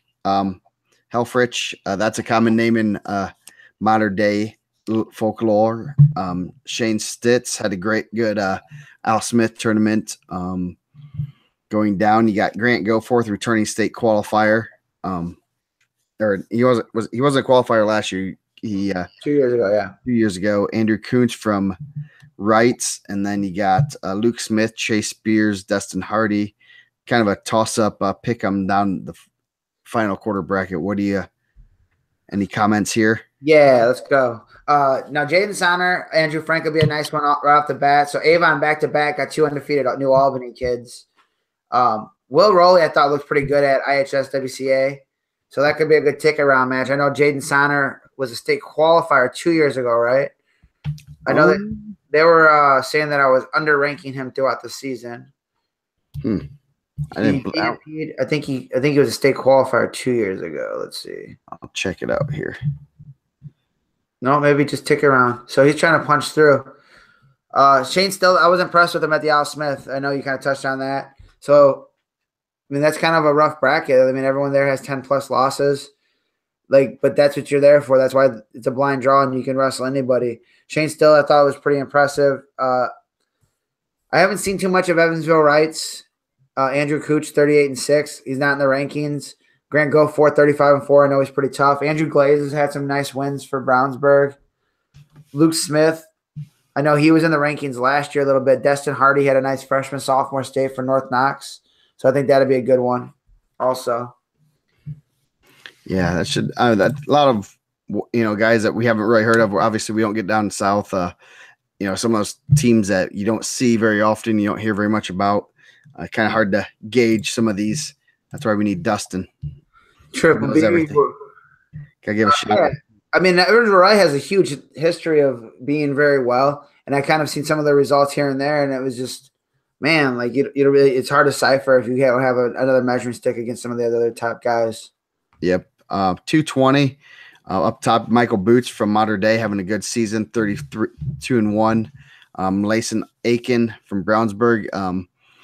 Doesn't look like Brownsburg's got the brutal draws that like Cathedral has, but that's a tough one. That's a guy that Aiken could easily be at state with a couple other different draws, and maybe even scoring some points for him. Jacob Bolt from Columbus East having a good season. Obviously, they just don't have middleweights. That should be an interesting one. Jaden Williams, the heir apparent to Gunnar Larson. Shout out to Coach Pendosky watching that. He was a Carmel kid, they said, right? They came over to Avon. Jaden, oh, nice. Jacob Sisk, Pike Central. Now they're kind of out of there, kind of under the radar. Well, I'll take that one. He's not in the rankings. He is under the radar. Yes. Ryan Hammond back in the mix. He seems like he qualified for state like 6 years ago, undefeated from Whiteland. He might be the favorite here. And then Alex Licklider, who's had a good senior season. He was in the ticket round last year for Evansville Memorial. Yeah, Alec Licklider is the only guy that beat Michael Boots this year too. So kind of a tough draw for those guys. That's not how you want to see it put out, but I put in Boots and Hammond on opposite sides of the bracket. It's always a good thing. Siska was there last year. He was in the ticket round. I think that's kind of a toss-up, but I got Sisk qualifying out of there. I have Jaden Williams qualifying. And Lawson Aikens, Michael Boots, that's gonna be good. I mean, I'm sure they'd like to get Lawson Aiken down there to get We're both looking at the text. the Drifter, the best nickname ever. Pendowski. We're just gonna have him give nicknames to guys next week. That's the best. So yeah, 220 should be, 2-horse race. It looks like there. I've seen a few of these guys. We wrestled Columbus East and Mater Day, so that should be a Mater Day Boots probably a little bit favorite to make that finals there. You guys gotta get Pike Central on your schedule so I can see some of these guys too, Joe. Yes, I'll add them. Silas Goff, 37-2. I'm sleeping on this guy also. Yeah. Pike Central has a good season. I know they used to have some pretty good. They had really good lightweight, like 103-pounder. I know I can't even think of his name. I'll have to look it up, but I know some of my kids said he was pretty good guy. They met at that's Tank Williams' brother. We just talked about Tank. Yes. 285. Getting a little off topic when we're getting text from Pendowski. I'm going to shut off my phone. Silas Golf, Pike Central, 37-2. Garrett Curtis had a good turned on, had a good senior year. He's been in and out of the rankings. Yeah, he just broke the rankings. So yes, Garrett Curtis. Yes, he did. Knocked out Riley Peterson. The Dalton Anderson, Columbus East, Riley McCubbins. Obviously, McCubbins loves Indiana Matt for various reasons, but good family lineage there. And he's had a pretty good season. Spencer York, Vincennes Lincoln, don't probably know, and Jack Biddle. Biddle is pretty tough. His brother was pretty good from what I've heard. And then Harley Hillenberg from Boots South had a good season. I know I've seen him a little bit. The bottom quarter, I don't know much about. Jalen Calmers came on strong for Mooresville. He's sectional regional champ. I think he had a real nice showing at Mooresville. I want to say he was the Mooresville champ. He's been in the rankings. So he's had a nice run here. Harley Hillenberg, 30-4. Bloomington South wrestled a lot of tough guys. Riley's dad is Dave, right? Was Dave a 2-time champ? I believe so. He's pretty good freestyle Greco too, I believe. His dad was, and his brother was a state placer last year. Yeah, so. and he's kind of been in the mix. He's always been right there. He's got his first 2 losses in the state tournament. But I would say Mooresville is pretty tough in this foursome here. I think Mooresville's top 6 was pretty tough because I think Riley Peterson was really good too. Garrett Curtis is on fire, man. That's a big win. Roman Graves, I think that's a guy that Mater Day would like to get out and try to get some points with. Pike Central and Vincennes Lincoln, I haven't seen him too much, so it's hard for me to say like, oh, I knew all about these guys the whole time. I haven't. So they could be at the state finals. They could be giants, and I could be really impressed when I see them. Oh yeah, that's some good matches there. I mean, that whole weight class is kind of a pick 'em, and those Mooresville guys could get all 4 through. But they could also probably, I mean, in all honesty, they could probably lose all 4 there too. Yep. So, pretty good weight overall. No big names right there that are sticking out, but it should be a good weight to watch. And you definitely don't want to leave for the heavyweights. So with that, we kind of went quick through Evansville. We're probably gonna get some grief from them about that. So. Because it's the most grief, because I'll talk them up right now. We'll see. We'll wait for next week. Next week we'll probably be doing about 2 shows, I assume. So we'll be doing some good, talk about wrestling. We got the, IHSA is doing the show at 4:00 Eastern time on Sunday, the bracket show. So should be kind of fun. So any last parting words before we get off here? Just been a crazy week. Be safe. I know there's a lot of snow. I know East Chicago's already postponed a little bit. Hopefully all these guys don't take this to heart. We just do this. These are just opinions. You got to go out there and compete and do your thing. We're just some guys. Like, if you go out there and get the big upset and that's the motivation to do it, is like, you guys didn't pick me. That's great. I'm happy for you because we have no bearing on what's going on. Yep. No, that's some good matches, and obviously we're looking at records. We're looking at, guys we've seen throughout the year. Obviously, Mike's seen more Northwest Indiana. I've seen more Northeast Indiana. I went down to South Indy a little bit, so our Evansville area is not the best. So there's a lot of names. Like we said, Pike Central. I know they've had some good kids in the past. Obviously, you're coming in with just a couple losses. That's going to be interesting to see how they do. They obviously are coming in as champs, riding highs like that. So it should be some good wrestling throughout the state. Good luck to everyone. We'll be watching, and make sure you get your pick'ems in so you can lose to us. That's all. I mean, you're not going to beat me because I'm probably not doing more than Fort Wayne. But if I beat you in Fort Wayne, I'm going to talk so much trash. I know. I can't do you can't do that because I have bias in Fort Wayne. So I know. I got 7 guys wrestling. So with that, we're going to let you guys go, and we will see you all next week. 2 probably shows. Yeah, I think it's always better to break it down like that. So we'll see everyone later. We'll get Coach Pendowski in here. Yes, we will. I promise.